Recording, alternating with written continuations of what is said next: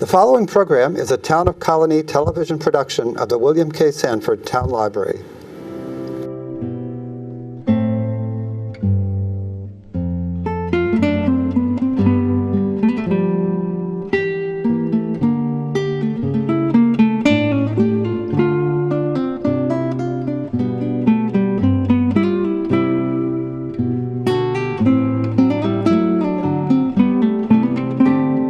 Welcome. Thank you all for being here. Lee Edelstein, I'm the director of Death with Dignity-Albany. Over here is Jeff Baltus, our deputy director. We are very happy to have you here. Please be sure that you are, if you'd like to continue to receive information from us, please be sure that you're on our email list so that we can send you updates and information. Death with Dignity-Albany has a dual mission. We provide a forum for people to discuss issues and learn about issues related to aging and end-of-life matters. And we also provide advocacy for medical aid and dying legislation in New York State. So you're going to hear about all of that in today's program. And first, about the advocacy that we are involved in. So let me introduce Amanda Kavanaugh. Where are you? Oh. Amanda is our Death with Dignity-Albany's advocacy director, and she is also the outreach manager for our partner organization, Compassionate Choices. So Amanda is going to give us the latest news on legislative matters. Good afternoon, everyone. It's so nice to see so many new faces here. Just briefly, I'll say, as Bonnie mentioned, I work on the Medical Aid in Dying Act here in New York. And there's legislation pending in 26 states across the country. For those of you who aren't familiar with medical aid in dying, it's sometimes referred to as death with dignity or end-of-life choices or all sorts of a variety of names. But what the legislation would allow is if a person has a terminal illness, 6 months or less left to live, they can ask their physician for a prescription that they would take to pass away peacefully. There's a number of safeguards, and if folks have questions, I would be happy to answer them after today's presentation. But I just want to briefly update you on what's the latest news happening in the medical aid in dying world. You may have seen that Hawaii has recently passed the bill through their Assembly and their Senate. It's now sitting on the governor's desk, and he has 30 days to sign it, and we're pretty confident that that will happen. So Hawaii will become the next jurisdiction to authorize medical aid in dying. The next state that is really close is New Jersey. The bill recently passed the Assembly Judiciary Committee there. It will be going for a full vote in the Assembly in May, and then in the Senate in the fall, and we're hopeful that by the end of the year, New Jersey will be the next state following Hawaii. Here in New York, things are continuing to move along. We are hosting our spring lobby day that we do every year on April 23rd.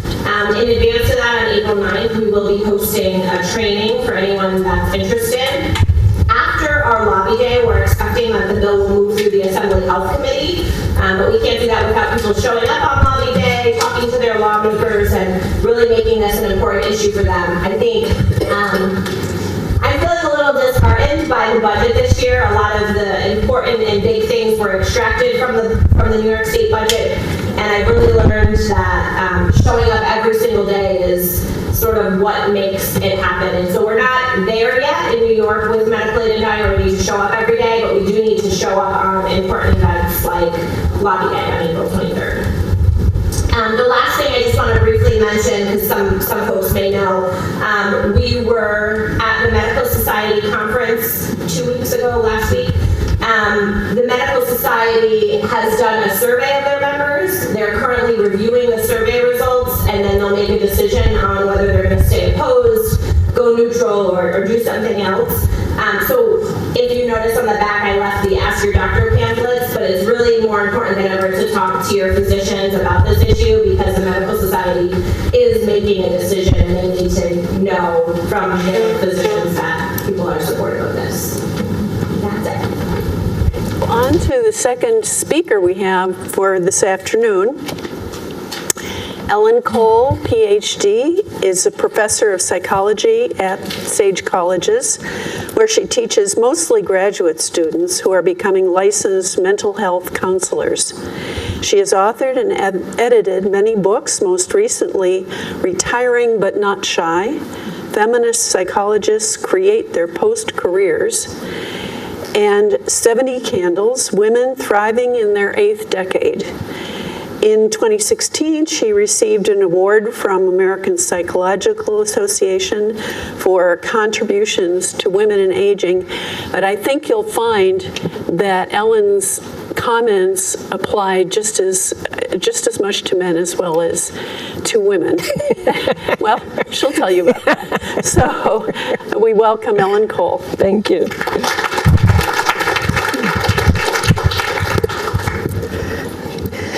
That was brilliant. Thank you. Oh my God, I don't know where to begin. I'm an academic. I give a lot of talks. I give a lot of talks in a lot of different places, and I better talk right now in the microphone, right?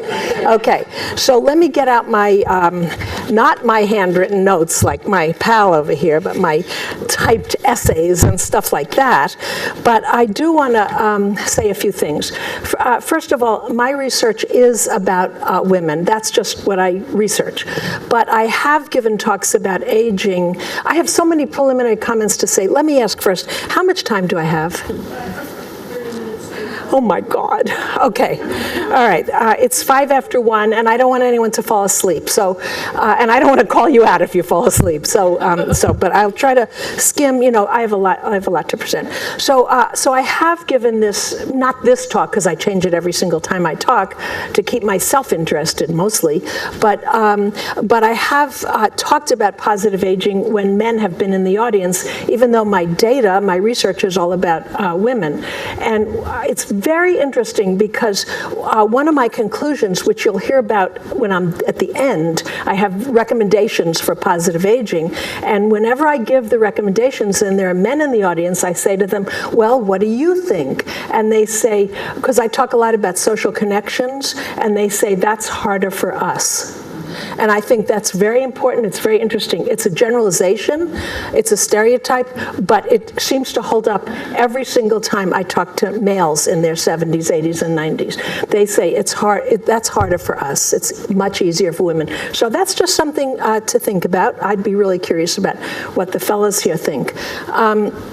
Later. So, all right, so that's one thing I want to say. The other thing I want to say is I respectfully disagree with my friend Susan in one regard, and I love what she said about ageism. Can everyone hear me, by the way? Yeah? Okay, raise your hand if you can. So I tend to talk very loud. I lived in Alaska for much of my career, and whenever I gave a talk, I'm always run out of time. I always have more things to say than I have time for, and so I would say, I'm from New York, I can talk fast. But now I live in New York, I can't, it doesn't sound so good to say that anymore. So my respectful disagreement is, I think it is fine to laugh at ourselves. Now I know that's not what you're talking about, but when Susan talked about saggy boobs and forgetting what you went upstairs for, I just love talking to my age mates about that. I love comparing saggy boobs. Sorry if the men feel, like you're being left out. But I think it's hilarious. And I think one of the things about aging that's so much damn fun is making fun of ourselves. And I don't think you would disagree with that. If other people say it, okay. So that's one thing. Body shaming is never okay unless we're doing it on ourselves. So the other thing I want to say is, yes, I have so many, these are all preliminaries to my really main comments. Sorry about that. I know this is really terrible. So the other thing I want to say is, I look around and yes, this is a diverse audience, but I think we're all white. It looks like that to me, just, visual. And so one of the things that I have done to prepare for this book and for a blog, I have a blog called 70candles.com. One of the things that I did to prepare for that with a friend of mine, we did this together, this project, is we interviewed women of diverse races and cultures. And that was fascinating because there really is a difference. And I'll just tell you a couple of things that strike me off the top of my head. One is that black women have told me over and over and over again, wait a minute, ageism is not our issue, racism is. And just keep in mind that women, black women who were in their 70s, 80s, and above, they lived through the Jim Crow era. They lived through unbelievable discrimination. Many of them are, of course, many of them are children of housemaids and so forth, and who really grew up with tremendous discrimination in all kinds of ways. And then one of the groups that I facilitated with a friend lots of groups of women in their 70s, and I'm going to get to your comment in 1 second because I have something to say to you too, in a good way. So we all did have. I see. You could have some. I'm not going to single you out. Never mind. We did a group in Dallas, Texas, and it was the Church of Guadalupe in Dallas, Texas, and all the women there were women of Mexican descent. And one of the things they said that just blew my mind. I didn't know this. They said, and these are all women in their 70s. They said, so our daughters are named Esmeralda and Lucinda, and our grandchildren are named Madison and Ashley. And they hated that. It broke their hearts. So, that's something that I wouldn't think of. So I do want to just throw that out as something that I think is interesting and important. Now, my research is all about women in their 70s because that's what I did, 70 candles. I'm now 77. I'm the age of your dad when his clothes got written on, which that horrified me, that story. I'm now starting to collect data from women in their 80s and 90s, and I spoke at Beverwyck a couple of weeks ago. There were 80 women there, and they were in their 70s, 80s, 90s. There was one woman there who was 103, 80 women. So Beverwyck is a beautiful senior living facility. And I said, when I was there, I said, if I could afford to live here, I would live here tomorrow. I think it's, my God, your meals are prepared for you. I think you could go to concerts. I mean, that kind of lifestyle appeals. My husband says no, though, but that kind of lifestyle actually appeals to me. It's not for everybody, but it definitely appeals to me. But I did give, so there were 11 women there in their 70s. There was one woman who was 103, and all of the other women were in their 80s and 90s. And I gave them index cards, and I asked them to write down two things, aside from their age. Number one, what are the challenges at your age, and what are the joys at your age? And I just want to support you because there were significant differences between the 70-year-olds, the 80-year-olds, and 80-year-olds and 90-year-olds were pretty similar, I have to say. But and I'll talk about that more later when I get to what I was really going to say in my dwindling time here. Okay. So first of all, I have to tell a few jokes. So please do me a favor, raise your hand if when you were a child you read Reader's Digest. Anybody? Yay! Okay, so I used to love that. Remember that section, Laughter is the Best Medicine? It was, my parents put Reader's Digest in the bathroom, and so every single day I had the opportunity to read that section, and I miss it. So I tend to think humor is a really good thing when we talk about positive aging. So I'm always looking for jokes. So I found two yesterday, and I read them to my husband, and he disparaged them. He's a little more sophisticated, I think, than I am. And he said, oh, it sounds like Reader's Digest. I think they're hilarious. Okay, here they are. So the first one you've probably seen or heard. It's, my doctor said at my age I should really install a bar in the shower, so I did. And there's a picture of a shower with a vodka bottle in it. I think that's hilarious. I'll put that on my Facebook. It's great. By the way, you're an example of someone who, Crone.com, I mean, that's really... Creative Crone. Oh, creative, thank you. Okay, so that's also an example of really enjoying... Out in your face, yes. Being in your face and also laughing at ourselves too, I think. So I admire that. Okay, here's my second joke. I don't know, I think you're the only kind of audience I could really share this with. Okay, I was addicted to the hokey pokey, but I turned myself around. Thank you for laughing. So if anyone's too young for that, it's do the hokey pokey and you turn yourself around. That's what it's all about. Okay, thank you. All right. So so now I want to read a serious poem, and then I will get into my data, because I'm an academic and I have a lot of data. So, okay. So the blog that I have is called 70candles.com, and at this point, well over it. Has anyone here ever seen it? Please do. Please go to 70candles.com, 70candles, one word, .com. We have, I will give you the stats when I get to my official notes, but we have well over 1,000 entries from all over the world, and it's taken off. And so I like to keep up with, when I give talks like this, I like to keep up with what's really recent. So someone submitted this yesterday. I really like it. Okay, this is from a 69-year-old. She's really a baby. I am not old, she said. I am rare. I am the standing ovation at the end of the play. I am the retrospective of my life as art. I am the hours connected like dots into good sense. I am the fullness of existing. You think I'm waiting to die, but I'm waiting to be found. I am a treasure. I am a map. And these wrinkles are imprints of my journey. Ask me anything. Isn't that beautiful? Can we have a copy?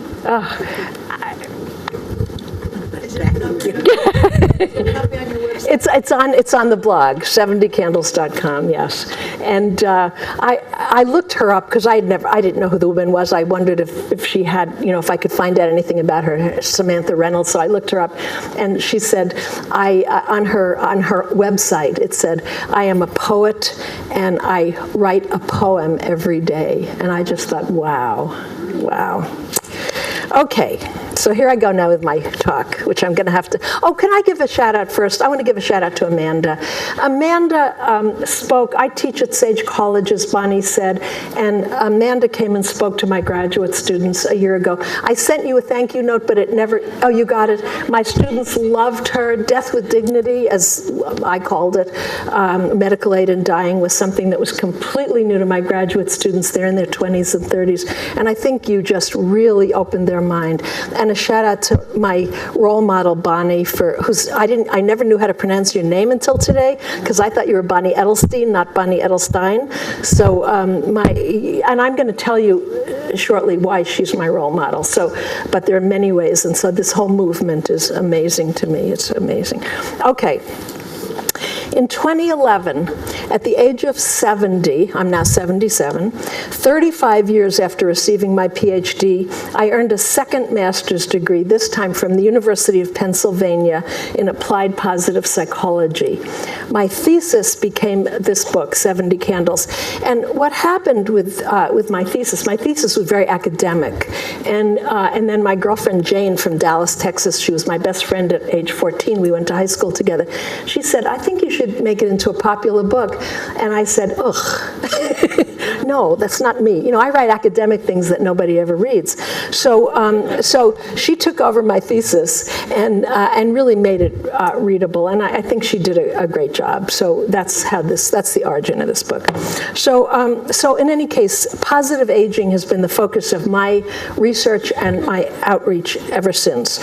Bonnie mentioned some of my publications. I have quite a few about positive aging. This is the only one that's not really academic, but I can't tell you how much I live and breathe this stuff now. I totally love it. And by the way, I have a new book now. I'm co-editing. It's academic. It's called, hold on, I have to remember it. A Study in Gray and Grit. older women in the workforce. So if there's anybody here today who's over 65 and who's still working, and I'm not interested in women like me, I work because I love to work, and also I like the money, but I could retire, but I don't want to. But I'm writing an article in the book. It's an edited book, but the article that I'm writing is going to be about women over 65 who are still in the workplace who really have to work. So, and I'm extremely interested in that. I have a little bit of funding for that. So if you know anybody, or you are one of those women who is over 65 and who works to pay the bills, let me know, especially if you know anyone. And we're going to pay every person we interview $20. I'm doing this with a friend of mine in Ohio named Mary Gergen. Okay, so, why is this work important? Why is positive aging important today? Here's why.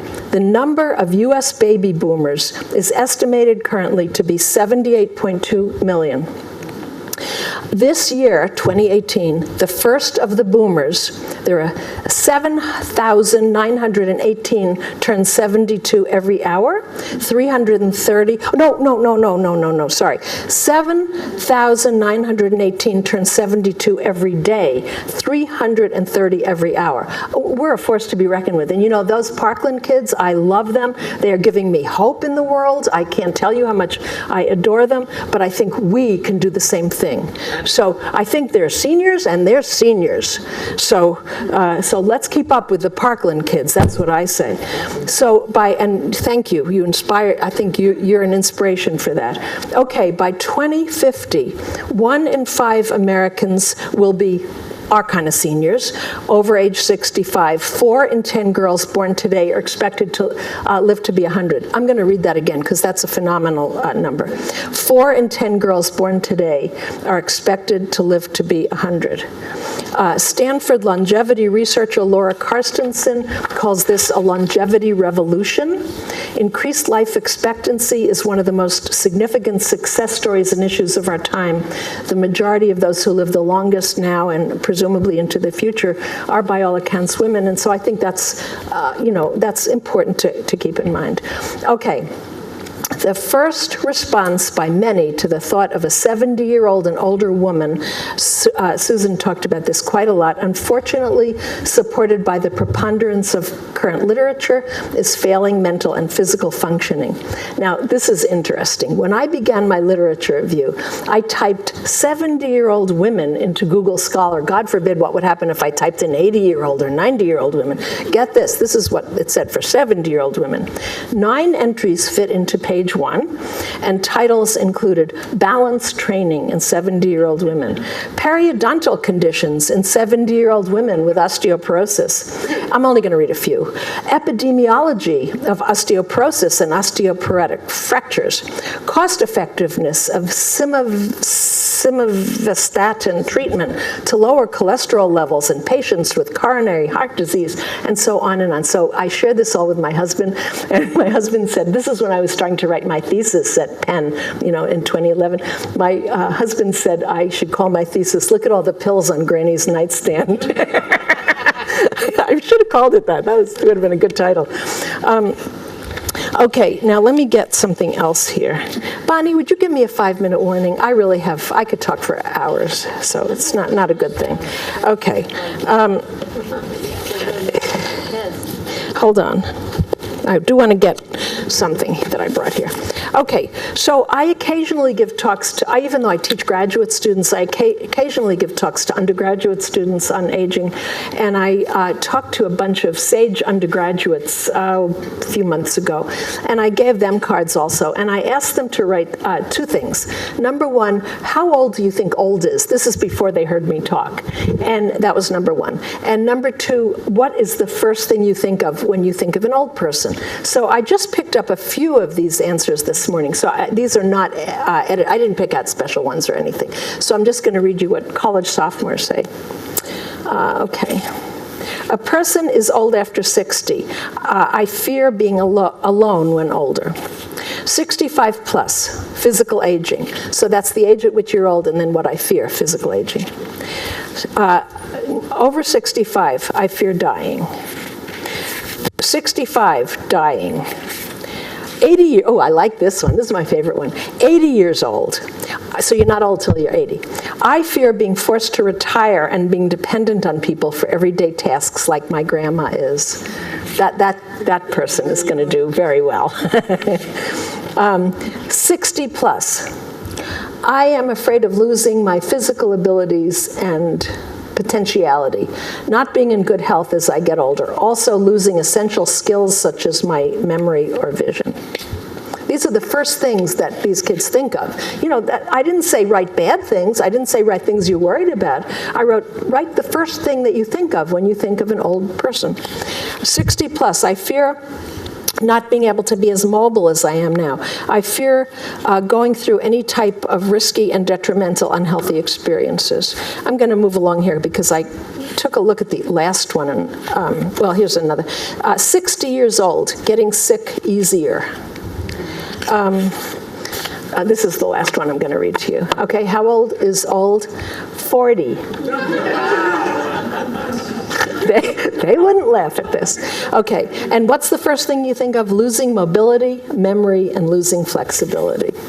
Okay, so that gives you a sense of...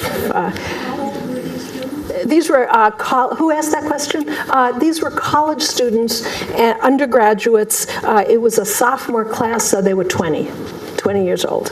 I don't think it'd be different if they were seniors or freshmen, honestly. I don't think so. Okay, back to my paper here. I have to zoom along. Okay. Okay, so my point is we have a unique opportunity now to redirect the discourse to embrace the positive aspects of old age, and we have to do that. We have to do that for the 20-year-olds coming after us, and obviously we have to do that for ourselves. Okay, so I want to describe very quickly here some of the significant research I've done, review our major findings about the actual lives of 70-year-olds, share something of what I learned from my recent interview with 80 and 90-year-olds, and then I have advice at the end. So for my thesis and its resulting book, 70 Candles, Jane and I conducted conversation groups in various parts of the U.S., as I've said, and we started the blog 70 Candles. In all, I think this data is important to me. In all, we conducted 8 groups for a total of 85 women. As of last month, our YouTube blog introductory video had more than 5,000 views. We've received to date 1,257 blog entries from all over the world. And we've even received 24 inquiries from women who want to start their own conversation groups. We didn't call them focus groups, we called them conversation groups. And by the way, one of the things that was so delightful about these conversation groups we did is how much we laughed, and we laughed at ourselves. So I just want to give a shout out for laughing at ourselves. There is nothing to me that is more fun than getting together with my age mates and saying, you know, this is great, but it's also, well, whatever, you know, whatever experiences we share. We have hit a wave. Jane Brody devoted 2 articles in the New York Times to our book, to 70 Candles. 2 articles. This was a couple of years ago, and she writes about. She's my favorite, like, popular author about positive aging.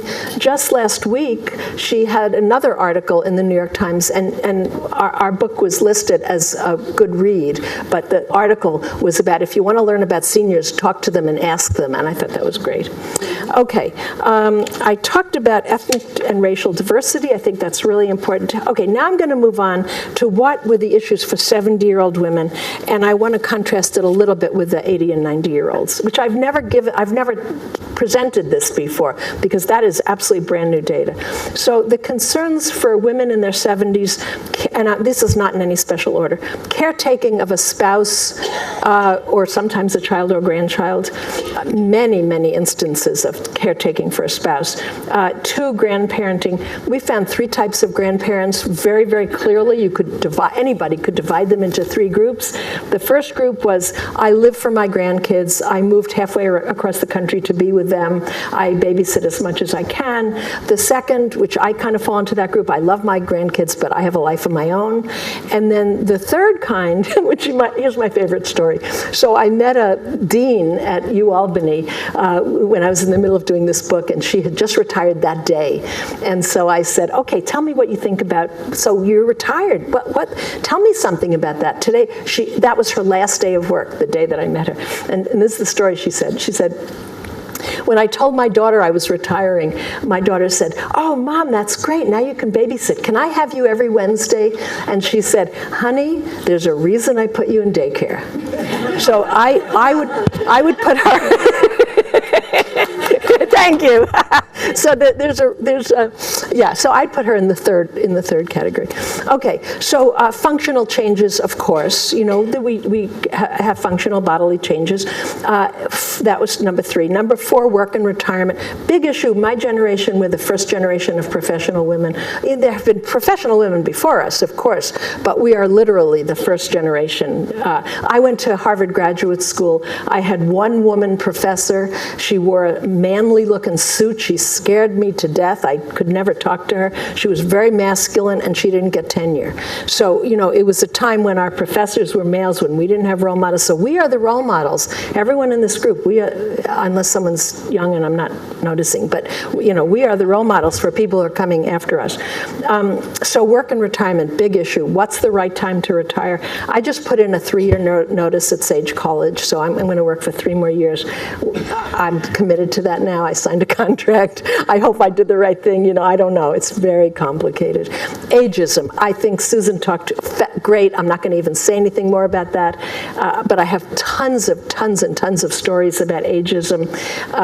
And there are a lot of them in the book, by the way, because ageism is a huge issue. Unless you're black and then you say, no, our issue is racism. At least the ones that we interviewed. 6, where to live. Where to live, you referred to it. I have to talk more about that. I have like 5 more minutes? Okay, Bonnie was at one of my first groups in my living room, one of our first conversation groups. And Jane and I had planned all these questions we were going to ask our respondents. This is why you're my hero. And Bonnie, I'm outing you. I hope this is okay. So Bonnie was the first one to say, my issue is where to live. And it never even occurred to us, to our great shame, Jane and I, we had spent weeks and weeks and weeks trying to plan the questions we were going to ask and the issues that we were thinking of, and it was Bonnie who said, that's my issue. And we have learned since then, thank you, that where to live next is a significant source of anxiety. And I have to say, I have to divert here a little bit from my notes and say that I gave a talk, oh gosh, it was at the Atlantic Monthly put it on, they call it the Atlantic now, and it was on the new aging, something like that, and this was in November, and I was, very famous people were there, and I was very fortunate to be one of the panelists, one of the invited speakers, and the panel that I was invited to speak on was called Aging in Place. So that's a big movement now, aging in place, stay where you are. About 90% of women in their 70s, I think it's 90 or 95%, say they want to stay in their homes, they don't want to move. And so I was on a panel of all these insurance professionals and people who are providing services to women in their 70s, and men too, and they were all advocating, we're going to have services, the Village Movement was represented there. I have a lot of respect for the Village Movement. However, I was the only one that got a standing ovation, and here's why. And I invented something in the moment, and I want to get famous for this. So what I said was, I don't know about aging in place. I think we have to change it to aging in the right place for you. And I got a standing ovation for that. And I am so committed to that now, that aging in place, it's not going to be the same for everybody. I want to move into a facility where I can, I don't know, learn how to play bridge or something. I like being with my age mates. For other people, that would be horrific. Some people just want to stay put. However, you have to know that loneliness and isolation are epidemic now, and I am terrified of this aging in place movement. Thank you, Guardian, because, did I use the right term? because I think you're working toward preventing isolation and loneliness. England, Theresa May just, maybe some of you read about it, she started oh, I have an article about it here. Hold on, it's so important. Let me just see if I can find it. She appointed, here it is. Oh dear, I'm not going to be able to find it. Oh yeah, here it is. Last month, Britain appointed its first minister for loneliness. I have 5 more minutes. Okay, I'll finish in 5 minutes. For a minister for loneliness who is charged with tackling what Prime Minister Theresa May called, quote, a sad reality of modern life. So please, please be careful. When people tell you they want to age in place, it's fine for some people, but it sure as heck isn't fine for everybody. So I'm going to repeat what I want to get famous for. Aging in the right place for you. Thank you for hearing that. Okay, I'm not done yet, but thank you. I like that a lot. Okay, all right. So I've just talked about where to live, and I'm connecting that with social connection. I'm going to lump those two together.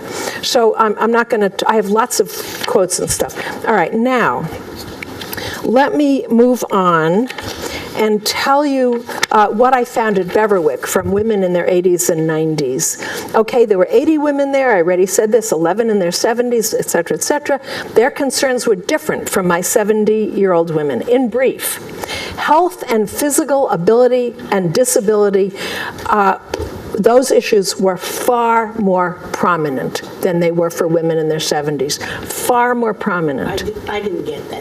Okay, I'll repeat that. That's very important. Thank you for asking. In brief, health and physical ability/disability issues were far more prominent for women in their 80s and 90s than they were for women in their 70s. Does that mean that they had those issues, or they just were concerned?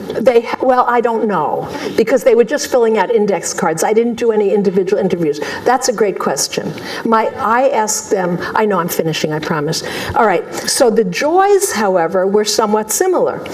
They talked about family and grandchildren, social connections predominated, but there were a few differences also. And here were some differences. This is from the 80 and 90-year-olds, not the 70-year-olds. I'm going to give some direct quotes. Freedom to do what I want. Accepting, these are joys. Accepting my life now, appreciating my advanced wisdom. Many women said that in various ways. I'm still driving, one woman said, and in her 90s, and she was very proud of that, she should be. And one woman in her 90s said, Beverwyck is like going back to college, life is good. Okay, so what did we learn? I'm ending. Are we going to get kicked out if I take 2 more minutes? We're okay, thank you. Scientists, this is important, scientists estimate that our genetic makeup accounts for about 25% of our well-being. The other 75% has to do with how we live our lives. So we all know about the importance of diet and exercise, good sleep habits, but here are the 4 points I want to leave you with that I learned from the women that I talked to, that I've heard from on the blog.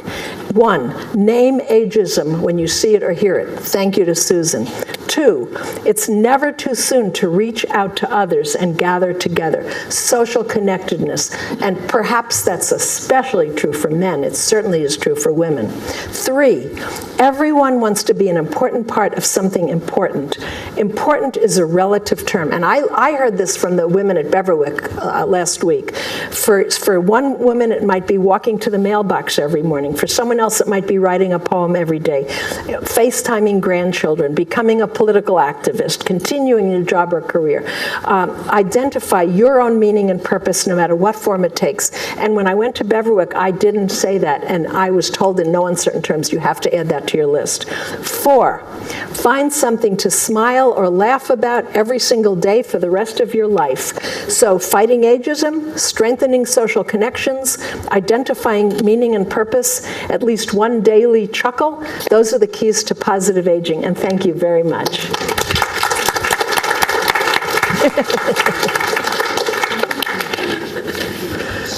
Thank you, Ellen, for some wise points and lots of laughter. We appreciate the laughter, too. A comment before we go on? One question about Could you aging in stand up? place. What about when your place where you're aging is far from your children who care about you? My sister aged in Montana. Her children are all in Syracuse, Florida. Very hard to visit them. Something to think about in terms of your social connections and loneliness. My feeling is, it's really helpful if the old person who is thinks about the children, maybe you should live, settle down close to them in the last part. At some point, you're going to have to be looked after. Absolutely great comment, but I would add aging in the right place for you. Lots of people don't want to be burdened. I was told by my parents, my dad died when he was 99, my mom was 89, and they never ever wanted their children to take care of them. They didn't want to move close to us. We still had a fabulous relationship. So I think there's great comment, but there's no one-size-fits-all answer. Anything else? The time in your life when you make this decision is crucial, because if you're not capable of if you need to move to be closer to your children and you're too young not to want to do that, that's a limit. If you're a little bit too old to make the relationships when you get there, that's a limit. Because if you can't make those relationships to have a slightly independent life, you are entirely dependent on each other. Even if you physically can move. So what's the right time? In the 70s, it's what's the right time to retire for many of us. In the 80s and 90s or 70s, what's the right time to move to the next step? I'll just tell you a quick story about my husband and me. My husband is retiring on June 30th. I'm still working full-time for the next 3 years. We live in provided housing. He's the head of the Albany Academies. We live in the headmaster's house. Before that, we lived in university president's housing. That was his position for decades before that. We just bought a 7-bedroom house. Are we crazy or what? Yes, probably so. And I will tell you, I think about that. It keeps me up at night. I think about that every day. We're both 77. But right now it's fun for us. But how long is that going to last? And that's, I don't know. Thank you. That's extremely important. One more question? Oh. One question I think we should ask is, what would you be willing to die for early? And I would add a comment.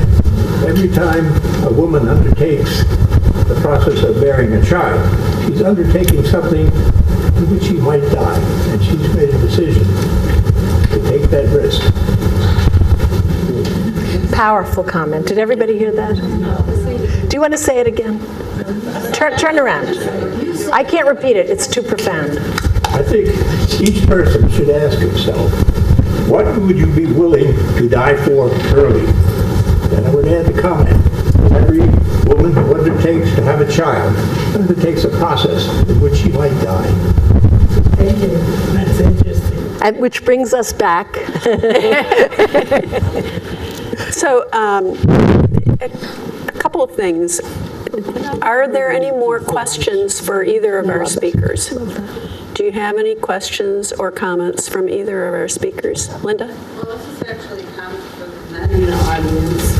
My husband started a men's book group because he wanted to have social connection with men that didn't talk about sports necessarily or whatever. So I think that's a great idea for trying to build social isolation and companionship between men. It's turned now into a couples group, so about half of the men now we get together, and so that's become another social group, and sometimes the men have their conversations, sometimes the women have theirs, but it's just an idea to kind of overcome that issue that people were raising about how it's more difficult for men as they age. Amanda? So I'm probably the youngest person in the room.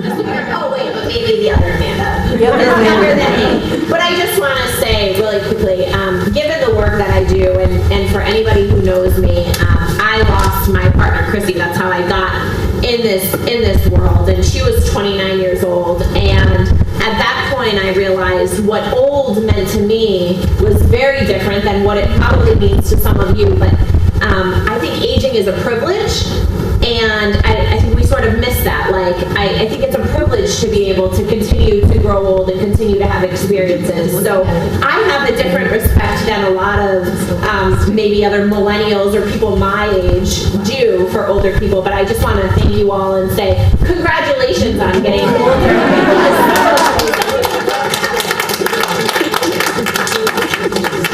Thank you, that was great. So, Audrey? One more second and we'll get to you. One of the things that I'm taking from this whole conversation is that there should be more conversation about two aspects. One is, where do you envision yourself living in your 70s and your 80s, in your 90s? And the other is, how do you maintain those social connections? Because we've heard it now from both of our speakers that social connection is so important, whether it's in retirement or particularly post-retirement. If you don't have a workplace for ready-made social interaction. So I think that's something for Jeff and I to take note of in terms of programming for next year. Which brings me to programming announcements. This is our last scheduled program for this spring. I want to remind you about the all-important Lobby Day on April 23rd, and we would love to see as many of you there as you can possibly make arrangements to be. You don't have to be an experienced lobbyist to do this. You don't have to have any experience at all. Just join our group and you'll get training, you'll have materials and preparation.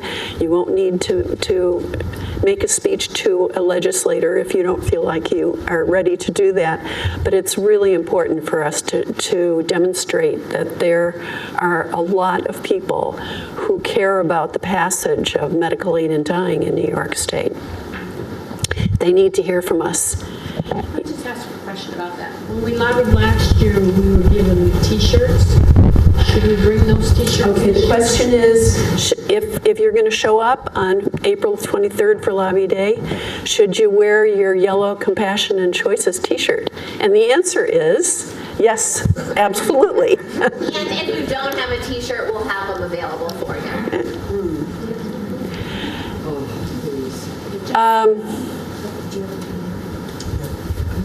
I guess the one thing that I want to say to leave you with before we have a couple other announcements is something that Ellen, you said, that you heard from people who you were interviewing, this phrase, appreciating my advanced wisdom. Isn't that a great phrase? So I think that's something we can all take out of here with today, to appreciate our advanced wisdom. And thank you to our speakers. Thank you very much for the time and effort you put into preparing and to delivering your talk today.